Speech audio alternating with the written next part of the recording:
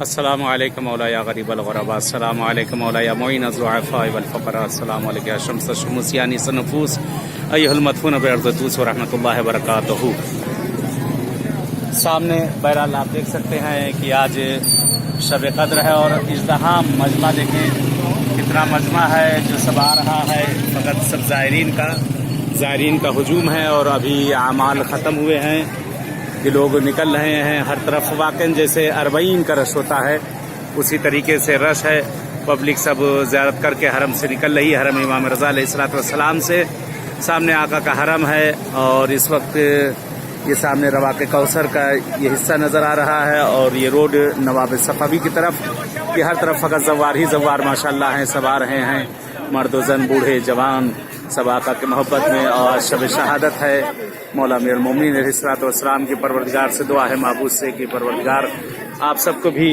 اس بارگاہ میں انشاءاللہ آنا نصیب کرے، اور انشاءاللہ ہم بھی دعا گو ہیں اس بارگاہ مولا میں، بارگاہ آقا میں، کہ پروردگار آپ سب کو بھی ان بارگاہوں میں انشاءاللہ آنا نصیب کرے۔ ان بارگاہوں میں انشاءاللہ دعا ہے، معبود سے، چاہر معصومین سے دعا ہے کہ پروردگار پالنے والے جو مقروض ہیں ان کے قرضوں کو ادا کر دے، اس سب کے سب کے پروردگار جو ہماری زندگیوں میں خیر ہے وہ عنایت کر دے، جو شر ہے اس کو بھی خیر سے بدل دے پروردگار پالنے والے۔